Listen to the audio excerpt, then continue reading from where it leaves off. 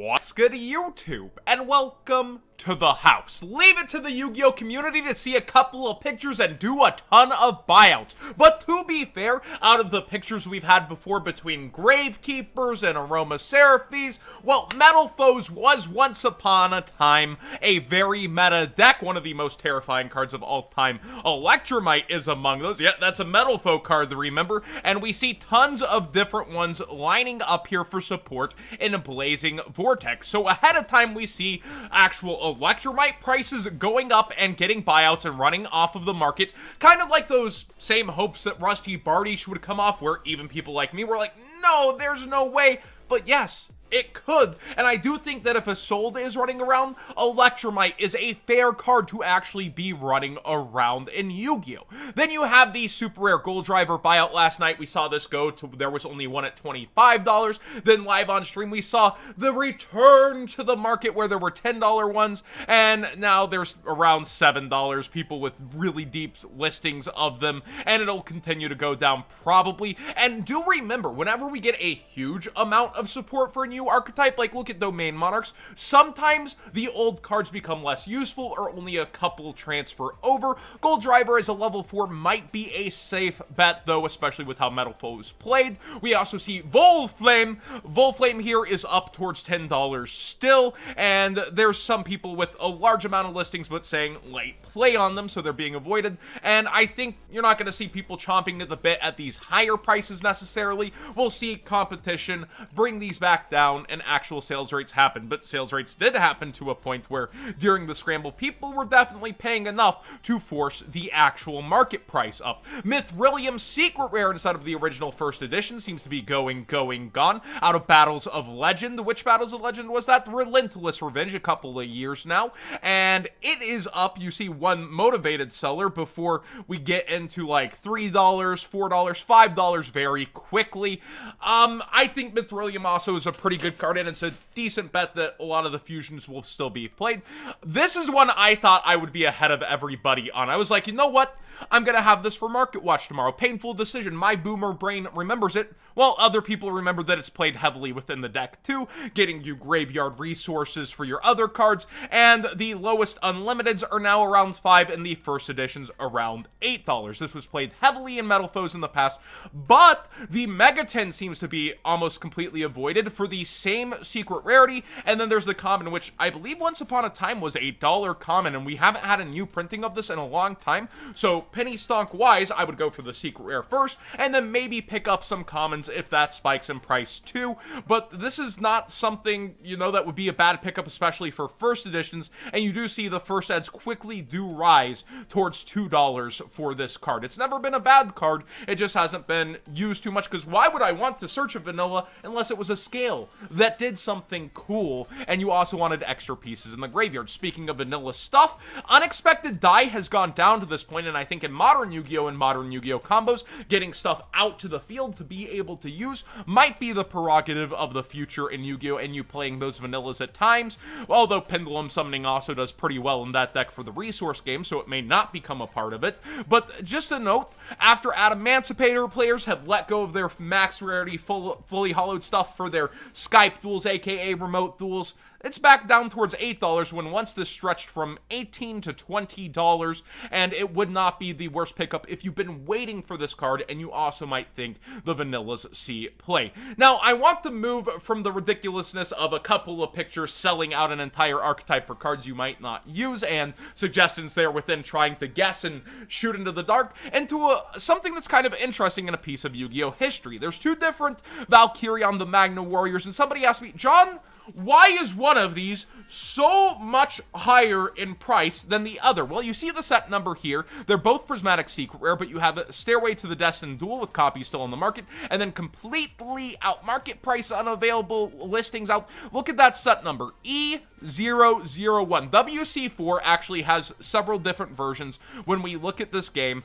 and different promos for those versions. In the North American version, you get Fairy King Truesdale, you get Cypher Soldier, and you get Slate Warrior, but we switch on over to the European version, and your promos are Sinister Serpent, Harpy Feather Duster, which actually will be later in Market Watch, and Valkyrion, making these a lot harder to get in the USA. We've seen stuff also like with our market twisting up, like different versions of game promos there as well. So that's why this is so much harder to find over here especially, and if you're over in Europe, this might not have been printed as much as the USA games for our market.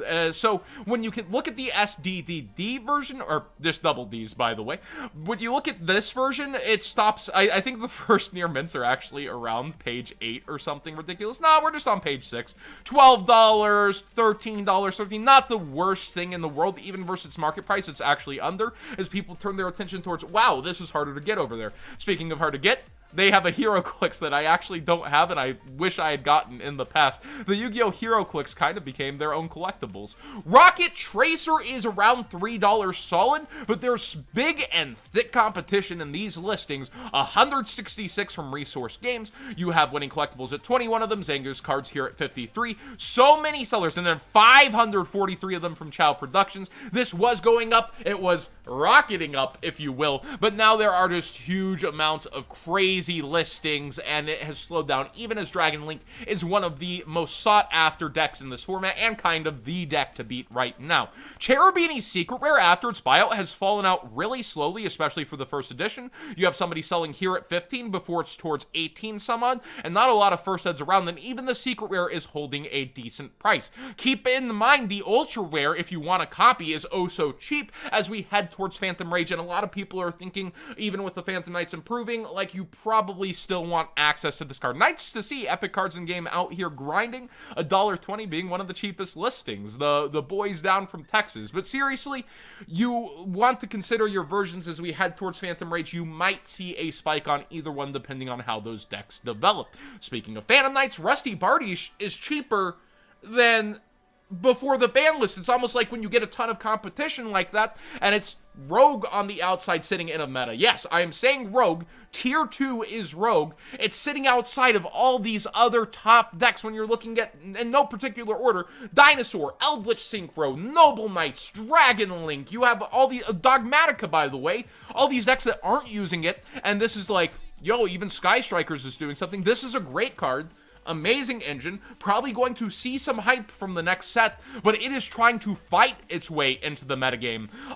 Yeah, it's kind of crazy to see it actually cheaper than before the ban list, with so many people ready to sell a lot of copies. Speaking of ban list, I've been asked this several times, and I'm going to give the same opinion I gave before. John, when should I buy Harpy Feather Duster? I think this will be in Gold Series. I don't think that spoiler, aka leak, is real, but I don't think it's the craziest call to say this would be in Gold Rare, considering it was in Gold Rarity in the OCG. That's not the craziest thing in the world, and it looks oh so nice, actually. This Gold Rare, it's freaking nice. So I do think Konami's gonna cash in on ban list stuff. They're probably going to reprint this and give you some hype, and with those different versions, like I said, you have the WC4 version versus Destined Duels, and that's why this is so much up, like, in terms of pricing also, when we look at the reasoning that, wow, it's harder to get over there, and there's genuinely probably less of those video games.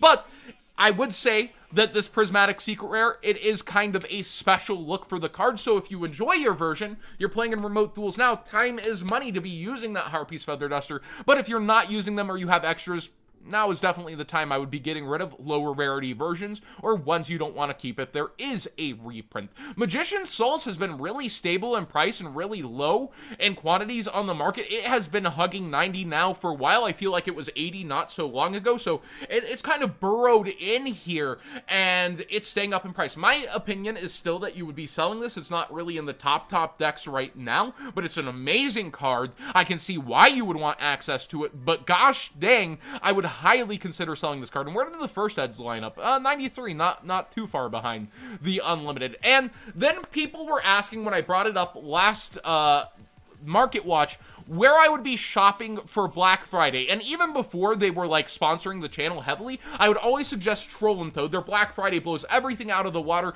Code What's Good 5 will probably work for that too. And I like to build up trade credit for that day a lot of the time and just kind of wait for it. That's how I would approach it back when I vended. I actually got some of my own playmats. I sold them once before, and I've heard other people like, yo, stonks, I'm playing the market, I bought cards from them and I'm selling them back at a higher price on the buy list. It's kind of funny, but that trade-in bonus is no joke. What's Good 5 also works for trade-in bonus, and when you're buy listing to them, hey, Venom, that's one of my favorite characters. Whenever you're buy listing, you can also use code What's Good 5 in the comments to support the channel and boost both your buy list, or when buying from them, get a percentage off. Core TCG is somewhere that I shop, not sponsored at all. Whenever I'm looking at Black Friday for supplies and other deals, ARG usually has these amazing sales, but they just did their warehouse sale, so I don't know what they have left over, but I usually peek in at Ultra Reality Games. They're slept on when it comes to Black Friday, and they usually have amazing deals. And then GameStop, which funny enough has a suggestion to send you guys to today,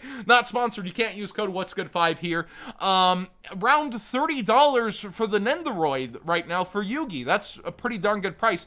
There's usually really good sales for collectibles and games at GameStop in terms of actual cards, and then Barnes & Noble is also one to watch. So these are the places that are kind of my stomping grounds back when I vended, and even when I just wanted stuff for the channel or for myself. These 5 sites are where I'm looking at for Black Friday. Let me know where you shop Black Friday and what you plan. I hear Tier 0 might be doing some sales soon as well, and they took a look at Black Friday before, so I know Tier 0 joined that hunt, even though they're European. And just look around, keep your mind open. Budget for November. So many product releases. Black Friday is coming, probably clearancing out older products that you might not have thought you wanted as well, and then you're like, yo, that price. Budget for November. Thanks for watching today's Market Watch. Please subscribe if you haven't already. Give this video a thumbs up if you enjoyed this conversation. And remember, What's Good 5 working at Trollin' Toad now? A lot of you guys have been telling me you enjoy that. I had no clue how huge the international market depended on this site. Like in terms of like Mexico, you have Market Watches in Spanish that just literally show Trollin' Toad because that's what they're buying for. It kind of blows my mind.